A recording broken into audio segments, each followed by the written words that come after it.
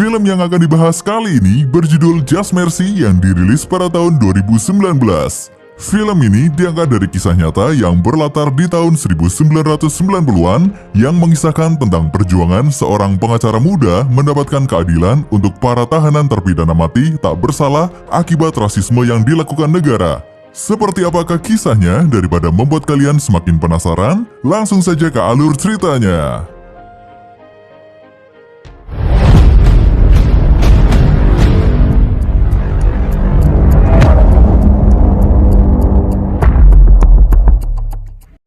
Cerita ini dimulai dari seorang ras kulit hitam bernama Walter McMillian atau yang lebih dikenal dengan Johnny D yang tinggal di kota Monroeville, Alabama, Amerika Serikat. Dia biasa pergi menebang pohon untuk membuat pop atau bahan buku kertas. Suatu hari di perjalanan pulang setelah menebang pohon, mobil Johnny D diberhentikan oleh polisi dan dia ditangkap atas kasus pembunuhan gadis muda berusia 18 tahun bernama Rhonda Morrison. Johnny dinyatakan bersalah dan mendapat vonis hukuman mati untuk kejahatan yang tidak pernah dia lakukan. You won't make a break for it. Can't move fingers with no way. On the 1st of November, 18-year-old Rhonda Morrison had been strangled and shot by Walter McMillian, known rode their decision and sentenced McMillian to death. As McMillian awaits execution at Holman Correctional Facility. Kemudian diperlihatkan seorang pria bernama Brian tengah mengunjungi seorang tahanan terpidana mati di penjara. Brian merupakan mahasiswa hukum Universitas Harvard yang sedang mengikuti program magang di Komite Pembela Tahanan. Dia ditugaskan untuk bertemu tahanan bernama Henry untuk memberitahu bahwa belum ada pengacara yang ditugaskan untuknya. Awalnya Henry tampak kecewa, namun seketika berubah ketika Brian mengatakan tidak ada resiko Henry dieksekusi tahun depan. Singkat cerita, tak terasa 1 jam yang mereka miliki habis untuk saling bercerita satu sama lain. It's been done 2 hours ago. Clock. It's okay, Brian. Don't worry about me. You just come back every day. 2 tahun kemudian, setelah lulus dan menjadi seorang pengacara, Brian memutuskan pergi ke Alabama untuk membuka layanan bantuan hukum bagi para terpidana mati. Ibunya sebenarnya tidak setuju Brian ke Alabama karena rasisme yang masih sangat tinggi di sana saat itu. Bahkan, sebenarnya Brian juga beruntung bisa menempuh pendidikan di Harvard yang mayoritas diisi oleh orang-orang kulit putih. Brian menjelaskan dia ingin berjuang untuk orang-orang yang paling membutuhkan bantuannya. Ibunya mengerti keinginan anaknya, dia kemudian memberi peringatan agar Brian lebih berhati-hati karena apa yang dilakukan Brian akan membuat banyak orang terganggu. Sampai di Alabama, Brian pergi ke tempat di mana dia akan menyewa ruangan sebagai kantornya. Di sana, terlihat Eva tengah marah kepada pemilik gedung yang membatalkan penyewaan setelah mengetahui ruangan yang disewa akan dijadikan kantor layanan bantuan hukum bagi para terpidana mati. Karena itu, untuk sementara mereka melakukan pekerjaan di rumah Eva. Eva merupakan seorang lulusan psikologi yang menulis tentang hukuman mati. Dia tertarik bekerja sama dengan Brian setelah bertemu dengan tahanan yang didukung mendapatkan hukuman mati oleh pengacaranya sendiri. Padahal, tidak semua orang yang mendapat hukuman mati pantas mendapatkan hukuman tersebut. When I got a call from a Harvard lawyer saying that, And before you know, I couldn't pay you anything. oh yeah, Doug doesn't know about that part yet. Sorry, honey. I'll make up the couch for you, Brian. Keesokan harinya, Brian pergi ke penjara untuk menemui 6 klien terpidana mati yang dijadwalkan bertemu dengannya. Sipir penjaga memeriksa semua barang bawaan Brian dan meminta Brian untuk menanggalkan seluruh pakaian yang dia kenakan. Padahal sebagai pengacara, seharusnya Brian tidak perlu melewati pemeriksaan sampai seperti itu. Sepertinya semua itu dilakukan karena Brian berkulit hitam. Brian merasa dipermalukan, tapi dia sadar itu hanyalah sebuah ujian kecil yang harus dia hadapi demi hal besar yang akan dilakukan ke depannya. Setiap klien yang dia temui mengaku sudah banyak pengacara yang dikirimkan untuk mereka, tetapi tidak ada satupun yang benar-benar membantu apalagi memberikan pembelaan di pengadilan. Semua merasa sendirian tak dapat berbicara meskipun ada pengacara di samping mereka. Klien yang bernama Herb bercerita, dia adalah seorang yang ikut perang Vietnam. Dia pulang secara terhormat setelah menjadi satu-satunya yang selamat dalam perang. Setelah pulang, dia menderita gangguan stres pasca trauma atau PTSD. Pembunuhan yang dilakukan bukanlah hal yang sengaja dia lakukan. Sebagai orang yang berjuang atas nama negara, Herb bahkan tidak mendapatkan bantuan perawatan untuk PTSD yang dideritanya. Akan tetapi, semua hal itu tidak pernah diungkap di pengadilan. Klien yang terakhir dia temui adalah Johnny D, orang yang sudah tidak percaya dengan siapapun yang dikirim untuknya. Pengacara terakhir yang ditugaskan untuknya pergi ketika uang keluarganya sudah habis. Johnny D sudah muak dengan janji-janji karena semua usaha yang pernah dilakukan pasti ditolak. Menurutnya, orang kulit hitam sepertinya hanya akan diterkam hidup-hidup lalu dimuntahkan. Mereka tak segan-segan menghukum orang tak bersalah tanpa bukti hanya karena tidak membutuhkannya. Saksi palsu dapat dengan mudah dihadirkan di pengadilan. Merasa lelah dengan semua itu, Johnny D menolak bantuan hukum yang diberikan oleh Brian. Sepulang bertemu dengan para kliennya, Brian membaca semua dokumen yang dimiliki semalaman untuk mencari cara membantu mereka. Setelah membaca kembali kasusnya, Brian merasa Johnny D tidak bersalah. Johnny D diputuskan bersalah hanya dengan satu kesaksian orang bernama Ralph Meyer yang saat dia bersaksi, dia juga tengah menjadi tersangka untuk sebuah kasus pembunuhan yang lain. Adapun satu saksi pendukung lain, seorang pria muda berkulit hitam bernama Bill Hooks, itu pun hanya mengatakan melihat truk Johnny D pergi meninggalkan TKP sekitar waktu pembunuhan. Brian dan Eva menyimpulkan bahwa polisi gagal menyelesaikan kasus ini selama setahun sehingga menghadirkan penjahat sebagai saksi palsu dengan imbalan keringanan hukuman. Happens to be a black man from a poor community that no one would think twice about. Maybe he's not alone with the rest of them. Untuk itu, Brian pergi menemui Tommy Chapman berharap bisa mendapat bantuan untuk mencari tahu yang sebenarnya terjadi. Brian memberitahukan keraguan serius mengenai kasus Johnny D, tapi semua ditolak oleh Tommy dengan alasan kasus Johnny sudah diputuskan oleh juri dan sudah menjadi tugasnya untuk mempertahankan integritas para juri. Tommy mengatakan memberikan bantuan hukum dan mencoba menempatkan pembunuh kembali ke jalanan adalah hal yang berbeda. Kemudian, Tommy memberikan berkas pengakuan Ralph Meyer dan Bill Hooks yang sangat tipis. Brian meminta untuk diberikan semua salinan pernyataan polisi dan saksi-saksi. Namun, dia harus mengajukan mosi ke pengadilan untuk mendapatkan hal tersebut. Dia memberitahukan hasil pertemuannya dengan Tommy kepada Eva dan memberitahukan jika dirinya akan mampir ke Jackson Cleaners, tempat Rhonda Morrison dibunuh sekaligus pergi menemui keluarga Johnny D. Keluarga Johnny D tinggal di pemukiman orang kulit hitam yang sengaja dibuat sangat jauh dari jalan besar. Brian disambut hangat oleh Minnie, istri Johnny D, dan tetangga yang turut hadir untuk mendengarkan apa yang akan disampaikan oleh Brian. Banyak dari mereka memberikan kesaksian bahwa di hari Rhonda Morrison terbunuh, Johnny D sedang bersama mereka dalam kegiatan menggoreng ikan untuk mengumpulkan uang untuk gereja. Dari pagi hingga malam, Johnny D bekerja di truknya bersama John, anaknya, dan juga Jimmy. Semua orang di sana memberikan pernyataan sama bahwa mereka hari itu bersama dengan Johnny D. Salah satu di antara mereka mengatakan Johnny D menjadi target mereka karena 2 bulan sebelum penangkapan, dia pernah ditangkap setelah bermain-main dengan wanita kulit putih di kota. Setelah itu, cerita tentang Johnny D mulai berkembang beralih menjadi seorang penipu, ke pengedar narkoba, hingga kepala mafia Dixie. Sehingga ketika sebulan pembunuh datang padanya, tidak ada orang yang berpikir 2 kali untuk mempercayai hal tersebut. Minnie mengatakan tidak ada alasan kenapa Johnny D harus melakukan hal itu untuk keluarganya. Ketika John mempertanyakan apa bedanya Brian dengan pengacara yang lain, Brian mengatakan organisasinya akan menanggung semua biaya hukum yang dikeluarkan untuk membantu Johnny D. Setelah seluruh tetangga pulang, John menghampiri Brian memberitahukan bahwa temannya yang bernama Darnell ingin memberitahukan sesuatu. Darnell mengatakan Bill Hook yang menjadi saksi pendukung tidak pernah melihat truk Johnny D di Jackson Cleaners karena hari itu dia sedang bekerja di toko bersamanya dari jam 8 pagi hingga waktu makan siang. Bill Hook sepertinya memiliki kesepakatan dengan polisi karena sebelumnya dia terlibat kasus pencurian. Brian menanyakan apakah Darnell mau menandatangani pernyataannya. Awalnya Darnell takut, tapi kemudian dia meyakinkan diri untuk membantu.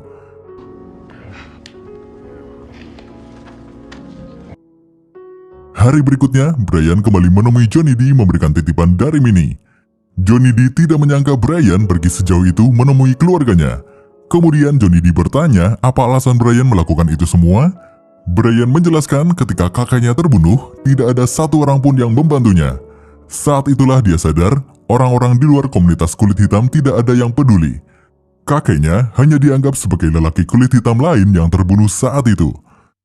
Setelah mendengar penjelasan Brian, Johnny D setuju menerima bantuan. Lawyer down here in Alabama taking these cases, ain't nobody gonna pay you for. When I was a teenager, my grandfather was murdered over a black and white TV. That's pretty good reason. Okay. Di balik harapan baru yang Johnny diterima, Herbert Richardson telah menerima surat ketetapan tanggal eksekusi. Johnny D meminta Herbert tidak khawatir karena Brian akan membantunya. Ray, tahanan di sel sebelahnya, mengatakan agar Herbert tidak menyalahkan diri sendiri, PTSD yang membuatnya melakukan itu. Menurut Ray, seharusnya Herbert berada di rumah sakit bukan di penjara. Ray bercerita ketika dia memberitahu polisi bahwa dirinya tidak bersalah, polisi berkata, "Salah satu negro dari kalian yang melakukannya, dan jika bukan kau, kau ambil satu untuk temanmu." Selain itu, jaksa dalam kasus Johnny D mengatakan dia bisa tahu pelakunya hanya dari caranya melihat ke dalam gelas mug. Dari perkataan Ray, kita bisa tahu bahwa polisi saat itu menangkap seseorang hanya berdasar keyakinan mereka bahwa pelakunya adalah orang dari golongan kulit hitam. Di rumah, Brian dan Eva sedang mempelajari kasus Herbert Richardson. Brian memutuskan akan mencoba membuat mosi untuk mendapatkan ketetapan pembatasan meskipun itu sulit. Kemudian, Eva mendapat telepon teror yang mengancam akan meletakkan bom di bawah rumahnya jika dirinya tidak berhenti bekerja membantu Brian untuk kasus Johnny D. Setelah telepon ditutup, Eva langsung menyuruh semua orang keluar rumah dan melaporkan ancaman tersebut kepada polisi. Untungnya setelah diperiksa, tidak benar-benar ada bom di bawah rumahnya. Brian mengerti jika setelah kejadian itu, Eva ingin berhenti dari pekerjaannya. Namun ternyata, Eva tidak semudah itu untuk menyerah. Dia sudah tahu resiko yang harus dia dapat dari hal yang dia lakukan. Dia juga tidak ingin anaknya tumbuh dan mengetahui ibunya berhenti melakukan hal benar karena takut pada orang-orang fanatik gila. Brian dan Eva sepakat melakukan penyelidikan ulang dan mencari siapapun orang yang mau berbicara tentang kasus Johnny D. Di tengah proses penyelidikannya, Brian juga berhasil menemukan tempat untuk dijadikan kantor dengan nama Equal Justice Initiative dan mendapatkan pegawai baru bernama Brenda.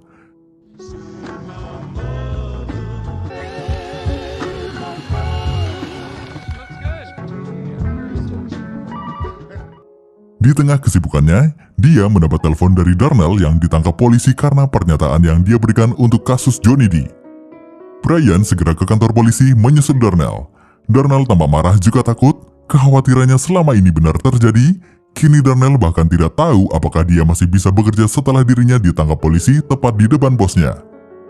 Brian meminta Darnell untuk tenang dan berjanji akan membatalkan semua tuduhan terhadapnya. Tetapi Darnell sudah memutuskan menyerah untuk membantu. Bukan karena tidak ingin, tetapi dia butuh mempertahankan hidupnya. Setelah itu, dia pergi meninggalkan Brian. Brian masuk kembali ke kantor polisi untuk menemui Sheriff Ted yang saat itu sedang bersama Tommy Chapman. Dia mempertanyakan kenapa Darnell ditangkap tanpa bukti bahwa pernyataan yang diberikannya itu palsu. Terjadi perdebatan antara Brian dengan Sheriff Ted, namun berakhir dengan kesepakatan Darnell tidak akan bersaksi di pengadilan, tetapi tuduhan terhadap Darnell juga harus segera dibatalkan. Tiba-tiba Tommy mengatakan mosi untuk membuka kembali kasus Johnny D ditolak oleh pengadilan, padahal Brian sendiri belum mendapatkan informasi tersebut. Testified on his own accord, and it may... They'll never stand up in court. They should be dropped immediately. Sure. Now the court denied your motion to reopen the case.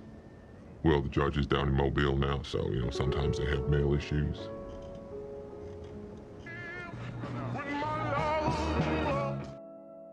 Saat perjalanan pulang, Brian dihentikan oleh beberapa polisi.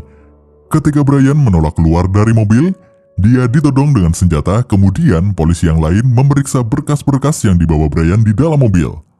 Setelah memeriksa semuanya, mereka pergi begitu saja tanpa menjelaskan apapun. Hands on the ball, okay? Shut your damn mouth, boy! Hey, brother. Let's go, Joe. Why did you stop me?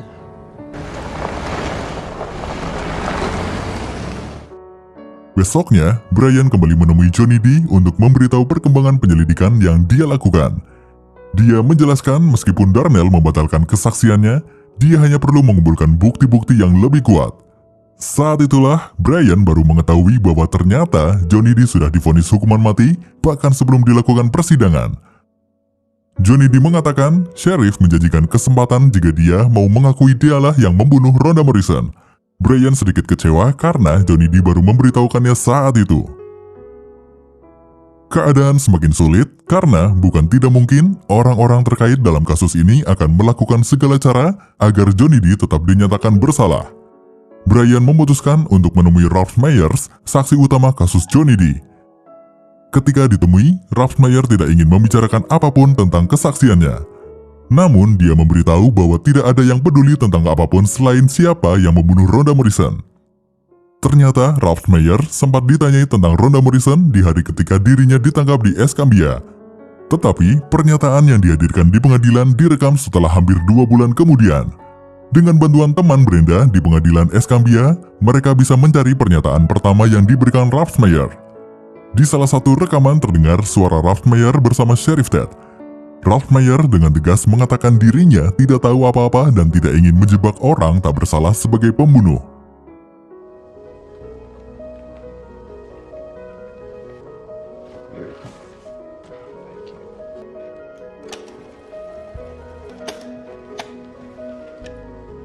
Polygraph test to the fact that you do not know who killed Rhonda Moore. Testify that you will face any damn body in this. Holy shit. Malam hari di penjara, Johnny D terbangun karena suara tangisan Herbert yang kembali menyalahkan dirinya karena melakukan hal hingga menewaskan seorang gadis muda. Johnny D terus mencoba menenangkannya, memintanya untuk menarik nafas dalam-dalam dan menutup matanya. Kemudian membayangkan dirinya melihat pohon-pohon yang tetap menari-nari tertiup angin meskipun telah melalui berbagai kesulitan. Di saat yang sama, Brian sedang dalam proses mengirimkan mosi penundaan eksekusi untuk Herbert. Sayangnya, mosi yang diajukan ditolak oleh pengadilan tinggi. Usaha terakhir yang bisa dia lakukan tidak juga membuahkan hasil yang diinginkan. Brian dan Eva diam sejenak karena hari itu juga Herbert akan dieksekusi. Sebagai penasihat hukumnya, Brian meminta maaf tidak bisa menepati janji untuk menyelamatkannya. Setelah itu, petugas memutar lagu permintaan Herbert, kemudian dia didudukkan di kursi listrik, satu persatu pengunci diikat di tubuhnya. Semua tahanan memberi dukungan kepada Herbert dengan mengetok-ketok jeruji besi sel masing-masing. Menyaksikan eksekusi Herbert menjadi kenangan paling buruk bagi Brian. So, do you have any final words you'd like to say?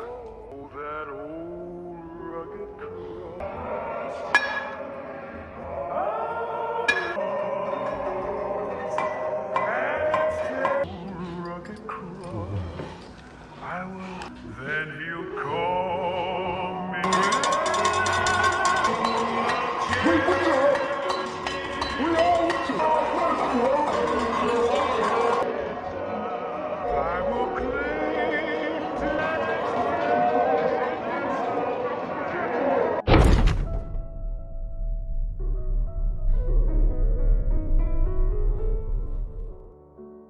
Tidak bisa terus larut dalam kesedihan, Brian kembali membuka berkas kasus Johnny D, kemudian dia pergi lagi menemui Ralph Myers. Brian ingin tahu alasan kenapa Ralph Myers yang sebelumnya bersitegas mengatakan tidak mengetahui apapun namun 3 bulan kemudian hadir sebagai saksi kunci di pengadilan.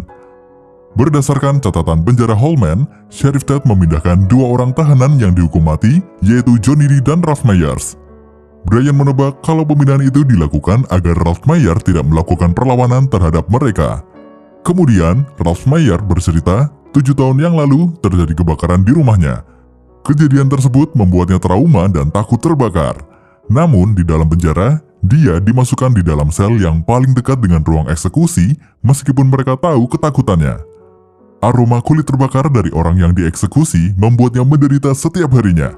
Karena itulah, Ralph Myers menghubungi sheriff kembali dan dia bilang dia akan mengatakan apapun yang diinginkan untuk mengeluarkan dirinya dari tempat itu.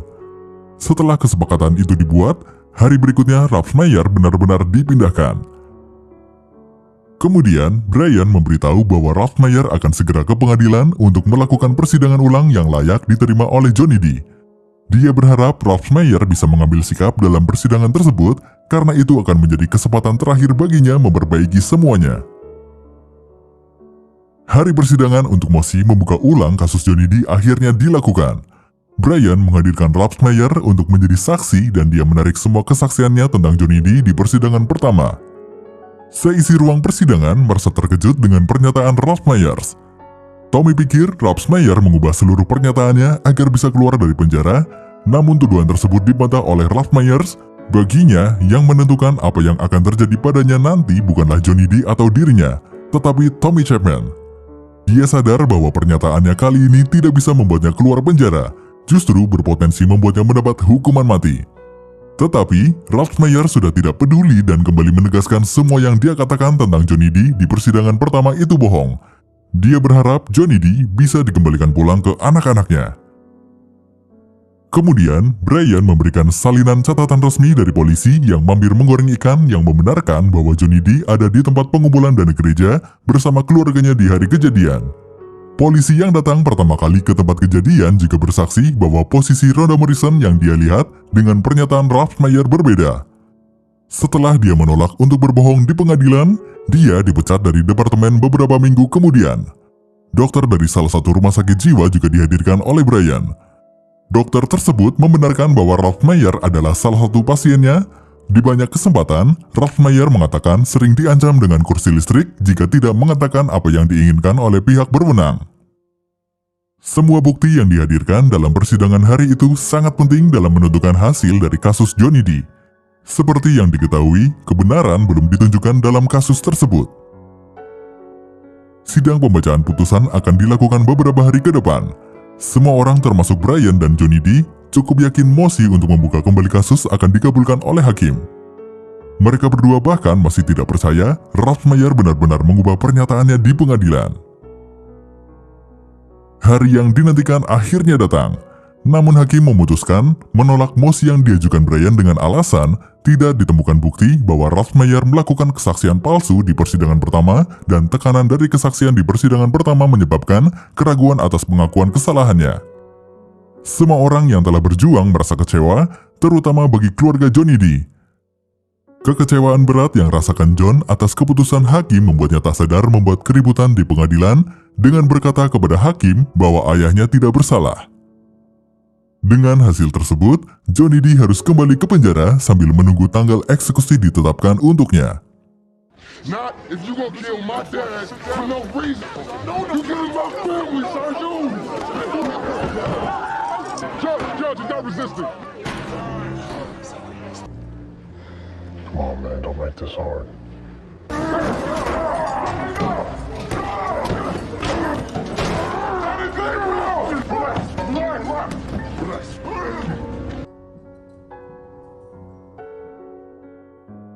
Keputusasaan juga dirasakan oleh Brian. Dia merasa gagal menepati janji kepada seluruh orang-orang yang mendukung untuk membawa Johnny D pulang. Eva terus memberikan dukungan kepada Brian agar tidak menyerah. Menurut Eva, apa yang sudah dilakukan sejauh ini lebih berharga dari yang Brian kira. Beberapa hari setelahnya, Brian kembali menemui Johnny D. Dia meminta maaf untuk semua yang sudah terjadi. Johnny D bercerita bahwa di hari dia ditangkap, dia merasa tidak apa-apa karena dirinya merasa tidak bersalah.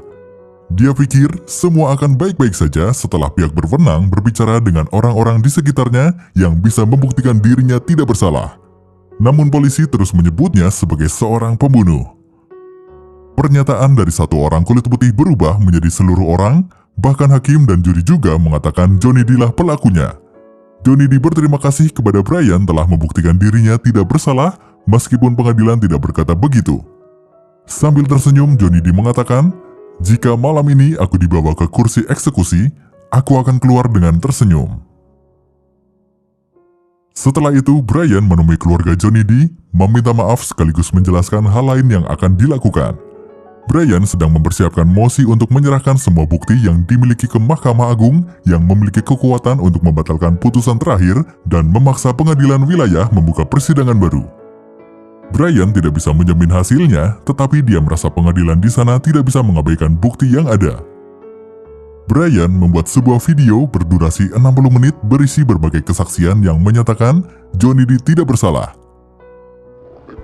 That day comes and it's time for him to go too. You think it's fair, just? He had his day. 3 bulan setelah mosi diajukan, putusan Mahkamah Agung akhirnya keluar. Mahkamah Agung membatalkan keputusan pengadilan wilayah sebelumnya dan memberikan persidangan baru untuk kasus Johnny D. Dalam salah satu wawancara media, Brian mengatakan bahwa ini adalah pertama kalinya pengadilan di luar wilayah memperlihatkan bukti yang sangat banyak yang membuktikan Johnny Depp tidak bersalah. Berbeda dengan Brian yang begitu semangat dan percaya diri, Tommy Chapman tampak gelisah dan khawatir. Rupanya Tommy mengajukan penundaan sidang untuk melakukan penyelidikan agar bisa membangun kembali skenario kasusnya. Brian pun menghampiri Tommy dan memintanya lebih membuka mata untuk kasus yang sudah jelas hasilnya. Bukti yang dimiliki Brian kuat dan seluruh saksi Tommy telah mengundurkan diri. Brian berharap Tommy tidak menghukum orang tak bersalah hanya untuk mempertahankan reputasinya ataupun keyakinannya. Persidangan ulang untuk Johnny Depp akhirnya dilakukan. Sikap rasisme bisa dilihat dari polisi yang baru memperbolehkan orang kulit hitam masuk ke ruang sidang setelah seluruh kursi terisi penuh oleh orang kulit putih. Di hadapan hakim, Brian menjelaskan berbagai ketidakadilan yang diterima Johnny Depp, di antaranya vonis hukuman mati setahun sebelum persidangan, melarang orang kulit hitam sebagai juri persidangan, mendasarkan keyakinan pada kesaksian yang dipaksakan dari seorang penjahat kulit putih, mengabaikan kesaksian 24 orang kulit hitam yang taat hukum, dan mengancam siapapun yang mencoba mengatakan hal sebenarnya. Kasus tersebut dinilai lebih besar dari sekedar persidangan untuk satu orang terdakwa, tetapi untuk melindungi hak setiap warga negara terlepas dari kekayaan, ras, atau status. Setelah itu, hakim mempertanyakan kepada Tommy status negara dalam mosi yang sedang diajukan. Karena dia tidak memiliki apapun untuk pembelaan, Tommy menyatakan negara tidak keberatan dengan mosi tersebut dan bergabung untuk menolak seluruh tuduhan terhadap Johnny Depp. Dengan begitu, nama Johnny Depp bersih dari segala tuduhan dan berhasil dikembalikan kepada keluarganya. Dalam US Senate hearing tentang hukuman mati, Brian berpendapat bahwa lawan dari kemiskinan bukan lagi kekayaan tetapi keadilan. Dunia bisa lebih baik dengan mengubah cara kita memperlakukan orang miskin, tidak disukai, dan yang dikutuk. Kita semua membutuhkan keadilan dan belas kasihan yang diberikan tanpa pamrih.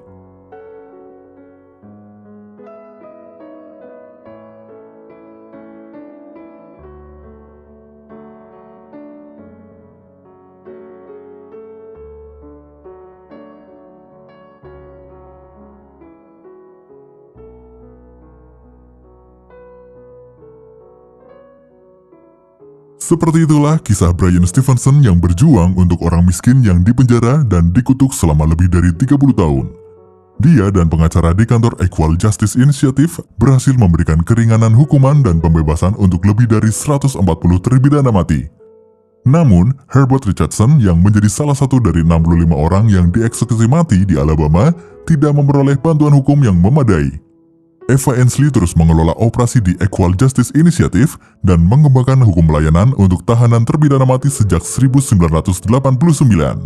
Sedangkan, Johnny Depp tetap berteman dekat dengan Brian hingga kematiannya di tahun 2013 akibat serangan awal demensia. Terima kasih dan sampai jumpa di alur cerita selanjutnya.